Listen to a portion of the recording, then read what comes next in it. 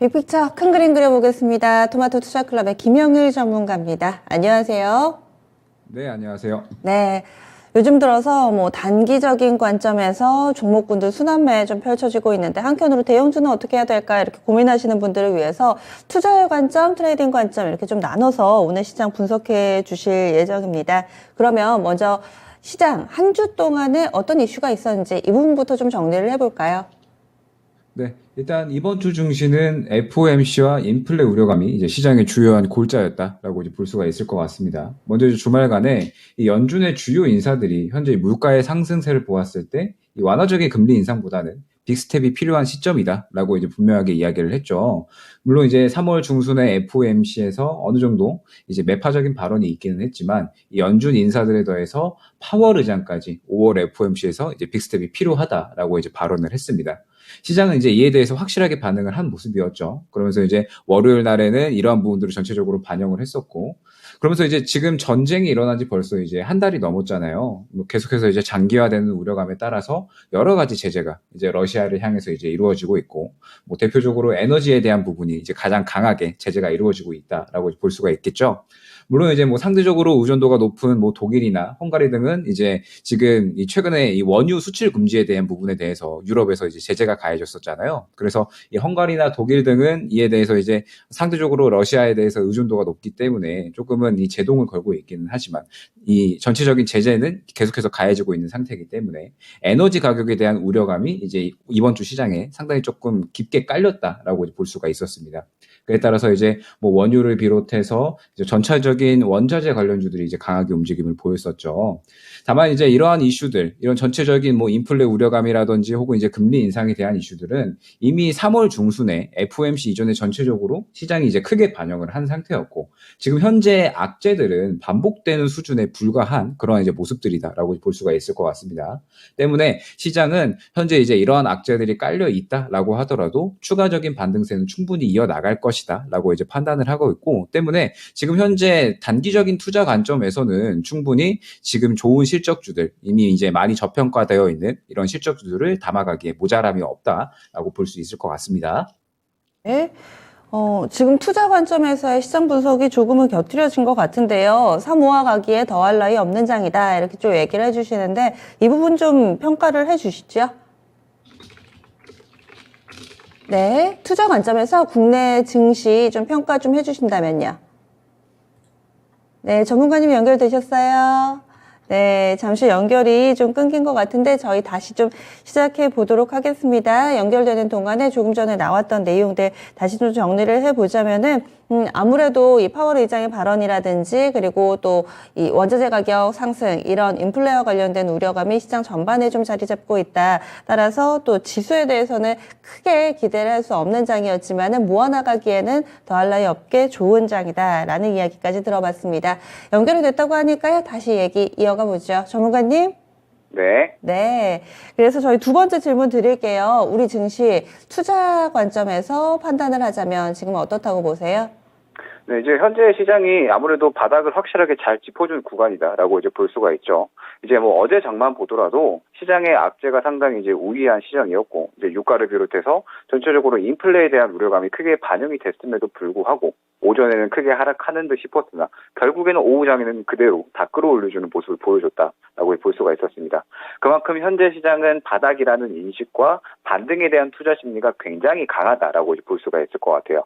굵직굵직한 악재들은 이미 이제 시장은 바닥 부분에서 잘 반영을 했고 이겨내준 상태다라고 볼 수가 있고, 그에 따라서 현재 시장에서 나오는 악재들은 지금 당장의 어떤 이 종목들에 대한 이 모멘텀이라든지 투자 심리를 이제 크게 영향을 끼치지는 못할 것이다라고 이제 판단을 하고 있습니다. 때문에 시장은 계속해서 추가적인 반등세는 이제 이어나갈 것이다라고 보고 있고, 다만 이제 5월에 초반에 이제 FOMC가 예정이 되어 있잖아요. 지금 이제 5월 초에 FOMC가 예정이 되어 있으면서 빅스텝에 대한 이야기가 나올 것으로 이제 보이고 있습니다. 그러면은 아마 4월 중순에서 말쯤에 이제 시장에서 본격적으로 조금씩 반영이 되기 시작할 거기 때문에 4월 중순 정도까지는 충분하게 시장은 반등을 이어나갈 것이고, 이 반등을 이어나가는 구간에 실적주, 이제 투자의 관점에서 볼 수 있는 이제 저평가되어 있는 실적주들은 충분히 함께 꾸준하게 상승이 나와줄 수 있다라고 이제 보고 있기 때문에 계속해서 적극적으로 이제 모아 나가야 되는 시기다라고 보고 있습니다. 네. 그럼 트레이딩 관점에서 본다면요?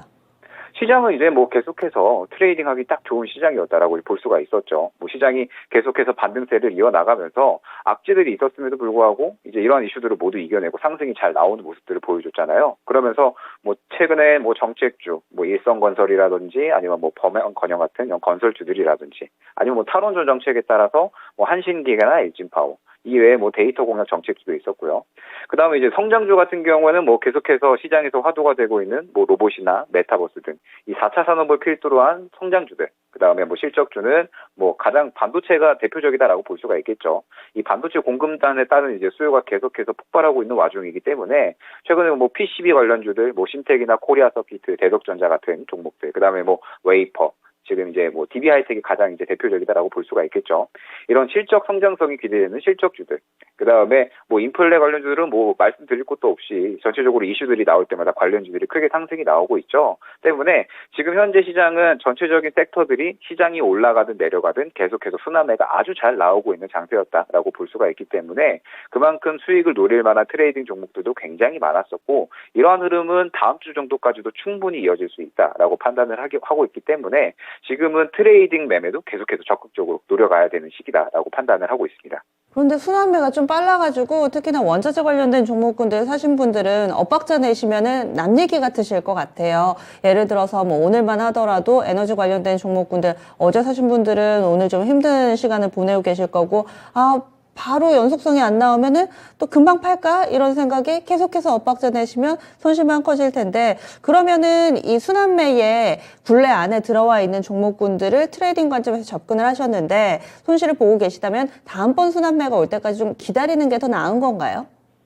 지금 현재 상태에서는 사실 어떤 기다리는 매매보다는 지금 어느 정도 눌려 있는 구간에서 접근을 하는 것이 가장 중요하다라고 이제 볼 수가 있을 것 같아요. 아무래도 이제 트레이딩 같은 경우에는 이제 어느 정도 시장의 힘을 파악을 해서 시장의 흐름을 파악을 해서 접근을 하는 것이기 때문에 확실하게 어느 정도 이 손절 라인을 정해놓고 그 다음에 나만의 기준을 통해서 어느 정도 이 상승이 나오지 않았다. 혹은 이 시장의 흐름에 반대되는 흐름이다라고 한다면은 어느 정도 손절 라인을 확실하게 지정을 해놓고 접근을 해주셔야 될 것 같습니다. 다만 이제 최근에 흐름이 나오고 있는 원자재 관련주들이나 혹은 이제 뭐 곡물 관련주들은 추가적으로 반등이 나올 만한 그거는 한 차례 나올 수 있다라고 이제 판단을 하고 있습니다. 때문에 지금 구간에서는 굳이 이제 손절을 진행을 한다라기보다는 조금 더 지켜보면서 순환매가 계속해서 이어질 것이기 때문에 반등이 나오는 구간을 노려서 대응을 해야 된다라고 판단을 하고 있습니다. 중요한 얘기 해주신 것 같아요. 눌릴 때 사는 게 중요하다. 이렇게 또 빠르게 움직이는 종목군들 보시면은 따라 사는 매매를 하시는 분들도 계실 테지만 눌릴 때 사고 나만의 손절 라인을 가져가자. 이렇게 또 팁을 제시를 해주시네요. 그러면요, 다음 주에 트레이딩에 하기 적합한 종목군은 어떤 게 있다고 보세요? 네, 현재 시장에서 순환매가 굉장히 이제 활발하게 일어나고 있는 구간이죠. 뭐 성장주, 인플레, 정책주 할 거 없이 이제 종목별 상승이 굉장히 강하게 나오는 그런 이제 시장이 유지가 되고 있는데 최근에 이제 삼성전자발 이슈로 해서 로봇주와 메타버스주들이 이제 굉장히 크게 힘을 받았었죠. 그러면서 그 당시에 상당히 좋은 상승이 나와줬었고 그 중에서 지금 현재 이 로봇 섹터는 충분히 다시 한번 한 차례 큰 급등이 나와줄 수 있을 거다라고 이제 보고 있습니다. 오늘 이제 뭐 휴림 로봇이 이제 로봇주 중에 대표적으로 이제 흐름이 이제 좋게 이제 유지가 되고 있기는 하지만 아직 추가적으로 지금 다른 로봇주들은 힘을 많이 욱축해 놓고 있는 상태다라고 보고 있습니다. 때문에 지금 이제 우리나라 시장에서 이 로봇은 필연적으로 성장할 수밖에 없고 이미 이제 연평균 30% 이상의 성장률을 계속해서 유지해오고 있죠. 뭐 삼성을 필두로 해서 뭐 SK나 하나 같은 지금 우리나라의 굴지의 대기업들도 계속해서 투자에 뛰어든 그러한 산업인 만큼 앞으로 우리 시장에서 꾸준하게 주목이 될 수밖에 없는 산업군이다라고 이제 볼 수가 있을 것 같고요. 그 다음에 지금 일전에 삼성전자발 이슈로 해서 들어온 힘들이 아직까지는 잘 웅축이 되어 있는 구간이다라고 보고 있습니다. 최근에 이제 뭐 정책주들 흐름을 보게 되면은 건설주들 같은 경우 예를 들어서 이제 한번 상승이 나왔다라고 하더라도 추가적으로 상승이 나오는 경우가 대부분이었죠. 로봇주들도 마찬가지로 지금 이러한 흐름이 이제 한 차례 사이클만 나왔을 뿐이지 두 차례, 세 차례 사이클은 좀 더 이제 나와줄 것이다. 한 번 더 상승을 할 수 있는 구간은 나와줄 것이다라고 보고 있기 때문에 다음 주까지 트레이딩하기 가장 유망한 섹터는 로봇 섹터다라고 이제 말씀을 드릴 수 있을 것 같습니다. 네, 로봇 강조해 주시는데 그 중에서도 종목을 고를 때는 대장을 사야 되나요? 아니면 덜 오른 종목 사야 되나요? 뭐 실적을 봐야 되는지 로봇주 내에서도 종목 고르는 기준이 있다면요? 네, 지금 현재는 이제 휴림 로봇이 상승이 나와주고 있고 전체적인 다른 로봇주들은 조금씩 상승이 나와주고 있죠. 다만 로봇주들은 이 어떤 한 종목이 대장으로 움직인다라기보다는 지금 현재 원전 관련주들처럼 이제 전체적인 종목들이 한 종목 한 종목씩 도는 흐름이 나와줄 걸로 보고 있습니다. 때문에 지금 현재 상태에서는 아직 덜 오른 종목 중에 접근을 하시면 충분히 다음 주 정도까지는 무난하게 수익이 잘 나와줄 수 있는 구간이 나와줄 것이다 라고 보고 있습니다. 그래서 답은 덜 오른 종목 이렇게 명확하게 내려주시네요. 로봇주 내에서도 순환매가 돌 것이다. 이런 관점에서 덜 오른 로봇주 사보자. 이렇게 얘기해 주시는데 그러면 어느 정도 결론 나온 것 같습니다. 오늘 장 큰 그림 그려주시죠. 네, 시장은 이어질 반등세를 유지할 것이고 수익 챙기기 딱 좋은 시장이 유지될 것이다 라고 말씀드리겠습니다. 네, 알겠습니다. 다음 주도 이 시간 또 함께 해 주실 거죠? 네, 맞습니다. 네, 한 주간 수고 많이 하셨습니다. 고맙습니다. 네, 감사합니다. 네.